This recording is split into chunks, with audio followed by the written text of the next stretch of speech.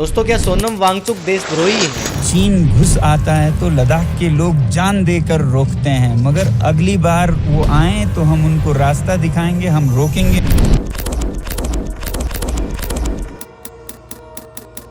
क्या उनके आंदोलनों की जो फंडिंग है वो देश को खंड खंड करने के लिए विदेशों से आती है? क्या अभिजीत दीपके उतना अच्छा है जितना वो दिखाने का ढोंग करता है? अरे उस इंसान को धूप लग रही है यार, मुश्किल में वो इंसान क्यों इतनी दिक्कतें खड़े कर रहे हो आप? या फिर वो इस तरह की ताकतों के साथ खड़ा है जो इस देश को तोड़ देना चाहती हैं? और क्या सच में सरकार इस मूड में है कि वो सोनम वांगचुक की भूख हड़ताल तुड़वाएगी? क्योंकि आज जब मैं ये वीडियो रिकॉर्ड कर रहा हूँ तो पूरे 17 दिन हो चुके हैं इस भूख हड़ताल को शुरू हुए। एक बार ठंडे दिमाग से सोच करके देखिए कि क्या कनेक्शन हो सकता है 30 डिग्री तापमान के अंदर देश के जवानों के लिए सोलर टेंट बनाने वाले एक 59 साल के बुजुर्ग इंजीनियर और दिल्ली की चुभती गर्मी में रोते हुए उन 24 लाख नीट छात्रों के बीच। शायद आपको लगेगा कि कोई कनेक्शन नहीं है, लेकिन ये वही बुजुर्ग इंजीनियर है जो पिछले 17 दिनों से जंतर मंतर पर बिना कुछ खाए अपनी गिरती हुई धड़कनों के साथ जिंदगी और मौत के बीच लड़ रहा है। इस सोए हुए सिस्टम के खिलाफ, धर्मेंद्र प्रधान के खिलाफ, एनटीए के खिलाफ और नीट के लीक पेपर के खिलाफ। लेकिन जरा ठहर जाइए, क्या इस कहानी के अंदर जो कुछ आपको दिखता है सब कुछ वैसा ही है? एक तरफ तो नेशनल मीडिया अघोषित बैन लगाकर बैठा है कि इस मामले पर कुछ नहीं कहेंगे, वहीं दूसरी तरफ इस आंदोलन के जो विपक्षी लोग हैं वो ये बताते हैं कि ये जो फंडिंग है वो विदेश से आ रही है। आरोप लग रहे हैं विदेशी फंडिंग के, ये सच है, लेकिन इन आरोपों का आधार क्या है? क्या सच में ये जो आंदोलन जो बाहर से पवित्र नज़र आता है अंदर से मटमैला हो चुका है? अंदर से इस आंदोलन को हाईजैक किया जा चुका है? क्या उन मासूम बच्चों यानी कि नीट एस्पिरेंट्स का इस्तेमाल अपनी राजनीति और अपनी सोशल इमेज चमकाने के लिए किया जा रहा है? और ये सारे सवाल आखिर उठें भी क्यों ना? जब भी देश में कोई आंदोलन होता है तो सबसे बड़ा सवाल आता है कि आखिर इस आंदोलन को करने के लिए पैसा आया कहाँ से? क्योंकि आंदोलन सिर्फ 1 सेकेंड, 1 मिनट या 1 घंटे का नहीं होता। आंदोलन कितना भी लंबा चल सकता है और कदम कदम पर खर्चा होता है, यानी कि पैसा लगता है। अगर हम ऑन रिकॉर्ड फैक्ट्स की बात करें तो सितंबर 2025 में देश के गृह मंत्रालय और सीबीआई ने एक बहुत बड़ा कदम उठाते हुए सोनम वांगचुक के दोनों संगठनों सैकमोल और हियाल का FCRA लाइसेंस रद्द कर दिया था। सरकार का आधिकारिक तौर पर आरोप था कि सोनम वांगचुक के एक NGO ने स्वीडन से 5 लाख रुपए का फंड लिया। नियमों का उल्लंघन करते हुए उस पैसे का इस्तेमाल भारत की संप्रभुता यानी सॉवरेनिटी से जुड़े संवेदनशील मुद्दों पर रिसर्च के लिए किया गया, जो कि एक कानूनी जुर्म है। लेकिन एक आम आदमी के मन में सवाल उठता है, क्या सच में विदेश से पैसा भेजकर क्या भारत के आंतरिक मुद्दों को प्रभावित किया जा सकता है? तो जवाब है हाँ, और सुरक्षा एजेंसियों के पास इसके पक्के और पुख्ता सबूत मौजूद हैं। इसका सबसे पहला बड़ा उदाहरण है न्यूज़ क्लिक का केस, जहां दिल्ली पुलिस की चार्जशीट में साफ हुआ कि एक अमेरिकी अरबपति के जरिए चीन की कम्युनिस्ट पार्टी ने भारत में 38 करोड़ से ज़्यादा की फंडिंग भेजी थी ताकि देश की छवि खराब की जा सके और अंदरूनी आंदोलनों को भड़काया जा सके। दूसरा बड़ा सबूत है 2021 का टूल किट विवाद, जब एक इंटरनेशनल क्लाइमेट एक्टिविस्ट ने गलती से एक सीक्रेट डॉक्यूमेंट ट्विटर पर शेयर किया था, जिसके बाद दिल्ली पुलिस की साइबर सेल ने खुलासा किया कि इस पूरी टूल किट को कनाडा की एक पोएटिक जस्टिस फाउंडेशन ने तैयार किया, जो कि एक प्रो खालिस्तानी ग्रुप है। उनका मकसद साफ था कि देश के किसानों के दर्द की आड़ में दिल्ली को ठप करना। तो क्या सोनम वांगचुक का केस भी इन्हीं विदेशी ताकतों की तरह है? वैसे सोनम वांगचुक ने अपनी तरफ से सरकार को चैलेंज किया है कि आप उनके खाते में आई हुई एक एक पाई की आप जांच कर लें। उनका कहना है कि स्वीडन से आया हुआ पैसा कोई गुप्त डोनेशन या भीख नहीं थी। लद्दाख के पर्यावरण को बचाने के लिए जो उन्होंने सोलर हीटेड टेंट्स बनाए थे, जैसे खुद भारतीय सेना के जवान इस्तेमाल करते हैं, ये उसी तकनीकी काम का कानूनी भुगतान था जिसे उन्होंने सर्विस एग्रीमेंट के तहत कमाया था।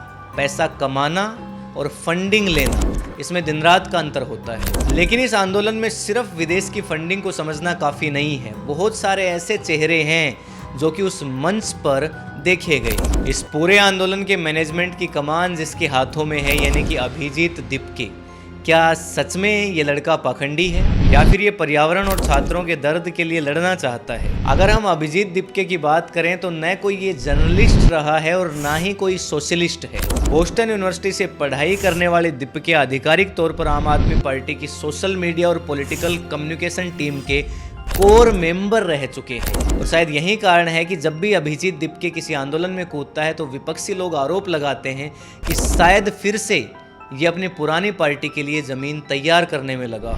जहां एक तरफ गांधीवादी सोनम वांगचुक बड़े ही आराम से और शालीन तरीके से भूख हड़ताल करते हुए नजर आते हैं, वहीं दूसरी तरफ अभिजीत दीपके की ड्रामेबाजी बंद होने का नाम तक नहीं लेती। ऑन कैमरा पुलिस के सामने रोने, चिल्लाने, पैर पकड़ने जैसी हरकतें लगातार दिखती हैं। बहुत सारे लोग मानते हैं कि हैरानी की बात तो ये है कि दीपके आज भी सोनम वांगचुक का भूख हड़ताल में साथ देने की बजाय उनके साइड में बैठ करके अपने फॉलोअर्स बढ़ाने में लगा है। अभिजीत दीपके का एक बयान वायरल है जिसमें वो कहते हुए नजर आते हैं कि 60 साल से ऊपर के जितने भी लोग हैं उन्हें देश की एक्टिव पॉलिटिक्स और सोशल लाइफ से रिटायर होकर किसी आश्रम में चले जाना चाहिए। अब लोग पूछ रहे हैं कि दीपके जी आप क्यों सोनम वांगचुक जी के मंच का इस्तेमाल करके अपने सोशल मीडिया को चमकाए जा रहे हो। बहुत सारे लोग ये भी मानते हैं कि अभिजीत दीपके के पास में इस तरह के मुद्दों को लेकर गहरी समझ नहीं है, ना ही किसी तरह की राष्ट्रीय समस्या का कोई नीतिगत या ठोस समाधान है। ऊपर से इनके मंच का इस्तेमाल बार बार देश को ठेस पहुंचाने के लिए किया जाता रहा है। जरा सोच करके देखिए कि एक तरफ तो वो सोनम वांगचुक हैं जिन्होंने देश के जवानों के लिए -30 डिग्री के अंदर रहने के लिए टेंट्स का आविष्कार किया, और ठीक उनके बगल में खड़े होकर कुछ वक्ता देश की सुरक्षा और सीमाओं पर तैनात हमारी भारतीय सेना की उपस्थिति पर ही सवाल खड़ा करते हैं। क्या उन लोगों को ये नहीं पता कि लद्दाख एक सेंसिटिव इलाका है और वहाँ सवाल खड़े करना, वो भी भारतीय सेना की भूमिका पर, चीन और पाकिस्तान के प्रोपेगेंडा के नैरेटिव को मजबूत करना है। और उसी मंच पर वो लोग भी नजर आते हैं जिन्हें टुकड़े टुकड़े गैंग कह करके बुलाया जाता है, यानी हमेशा से ही वो भारत तेरे टुकड़े होंगे के नारे लगाते हुए सुने गए थे। जो लोग हमारे देश और हमारी सेना के खिलाफ खड़े होते हैं उनके साथ शायद ये देश कभी खड़ा नहीं होगा। नेतृत्व की इस नासमझी की वजह से आज जनता के बीच इस आंदोलन की साख पूरी तरह से खत्म होने के कगार पे है। एक पुरानी कहावत है कि इतिहास खुद को दोहराता जरूर है। अगर कुछ साल पीछे चले जाएं 2011 में, तो कुछ ऐसे ही हालात तब भी नजर आए थे। पूरा देश भ्रष्टाचार और घोटालों से तंग आ चुका था। दिल्ली के इस रामलीला मैदान और जंतर मंतर पर अन्ना हजारे जैसा एक बेदाग, निस्वार्थ और देशभक्त बुजुर्ग चेहरा देश के लिए अनशन पर बैठा था। लेकिन क्या आपको पता है कि वो आंदोलन सफल क्यों हुआ था? क्या मिसिंग है इस बार के आंदोलन में? इसकी सबसे पहली और सबसे बड़ी वजह है राजनीतिक और रणनीतिक दिमाग। 2011 में अन्ना हजारे के पास अरविंद केजरीवाल जैसा एक बेहद पढ़ा लिखा पूर्व IAS अधिकारी और कानून को समझने वाला दिमाग था। केजरीवाल शायद जानते थे कि स्क्रीन के पीछे रहकर पूरी रणनीति को किस प्रकार से तैयार करना है, कानून व्यवस्था के सामने कैसे टिकना है और बिना किसी फालतू विवाद के पूरे देश को एक धागे में कैसे जोड़ना है। लेकिन अफसोस कि आज सोनम वांगचुक के पास जो चेहरा है उसका नाम है अभिजीत दीपके।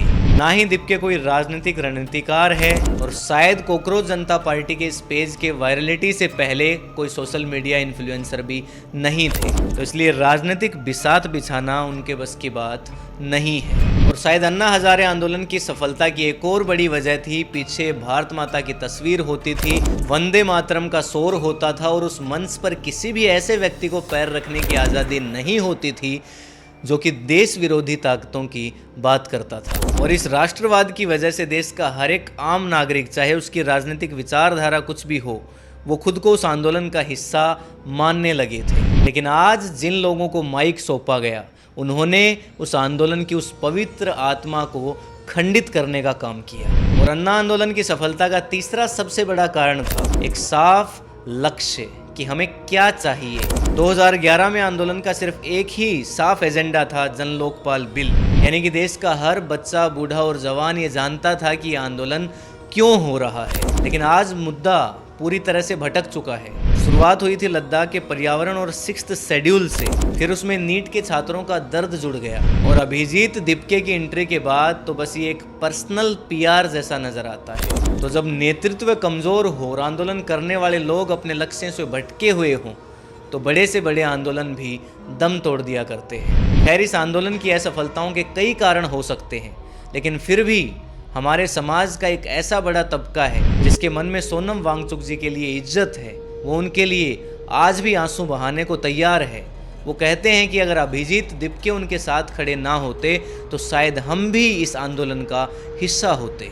लेकिन सवाल फिर वही, सोनम वांगचुक जी का क्या वो इसी तरह से दम तोड़ देंगे, या फिर वो बिना सरकार के साथ सहमति या असहमति के ही इस आंदोलन को ख़त्म करेंगे, या फिर सरकार उनकी मांगों को मान जाएगी और धर्मेंद्र प्रधान का इस्तीफा करवा देगी। लगता है कि सरकार इंतज़ार कर रही है कि जब देश विरोधी चेहरे इस मंच पर आए हैं तो आंदोलन की साख कमज़ोर हो चुकी है, तो क्यों ही सोनम वांगचुक जी के साथ बात करके उनको एक बहुत बड़ा चेहरा बना दिया जाए, जब आंदोलन खुद ही धीरे धीरे भेंट चढ़ता जा रहा है। लेकिन अगर देखा जाए तो सरकार के पास भी समय बहुत कम है। ठीक 6 दिन बाद यानी कि 20 जुलाई को संसद का मानसून सत्र शुरू होने जा रहा है और विपक्ष के बड़े नेताओं ने पहले ही ये साफ कर दिया है कि वे संसद के अंदर नीट पेपर लीक और लद्दाख के मुद्दे पर सरकार को पूरी तरह से घेरेंगे। और शायद सरकार ये कभी नहीं चाहेगी कि मानसून सत्र के दौरान जंतर मंतर पर सोनम वांगचुक की सेहत और ज़्यादा बिगड़े। लेकिन सवाल फिर वहीं, क्या सोनम वांगचुक जी 6 दिन और इस तरह की सेहत के साथ भूख हड़ताल कायम रख पाएंगे, या फिर कोई बड़ा अधिकारी या जूनियर मंत्री गुप्त रूप से आकर वांगचुक जी को लिखित आश्वासन देगा और उनके अनशन को खत्म करवाएगा। हालांकि अनशन खत्म होने का एक दूसरा रास्ता भी है कि अगर वांगचुक जी की सेहत और ज़्यादा बिगड़ती है तो मेडिकल ग्राउंड्स के ऊपर दिल्ली पुलिस और डॉक्टरों की टीम उन्हें ज़बरदस्ती अस्पताल में भर्ती करवा देगी, जैसा कि पहले भी कई बड़े अनशनकारियों के साथ देखा गया है। अब सरकार झुकेगी या फिर मेडिकल ग्राउंड्स के ऊपर इस अनशन को तोड़ा जाएगा, ये तो देखने वाली बात होगी।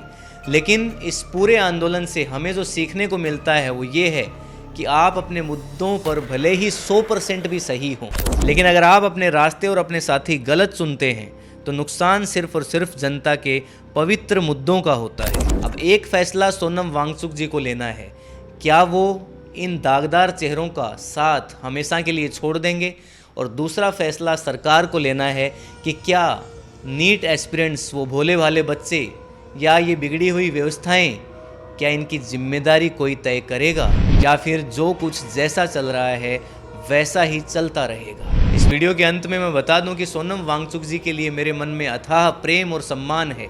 मेरी भी संवेदनाएं उनके साथ जुड़ी हुई हैं। मैं चाहता हूं कि सरकार उनकी मांगों को मान ले ताकि व्यवस्था में सुधार हो और सोनम वांगचुक जी की सेहत में भी सुधार हो और हम कहीं एक महान वैज्ञानिक को, एक महान सोशलिस्ट को खो ना दें। अब क्या होगा ये आने वाला वक्त तय करेगा। बाकी आप लोग जो भी इस मुद्दे पर सोचते हैं वो कमेंट सेक्शन के अंदर अपनी राय लिख करके ज़रूर बताएं। हम मिलेंगे आपसे किसी अगले वीडियो के अंदर, तब तक के लिए जय हिंद, जय भारत।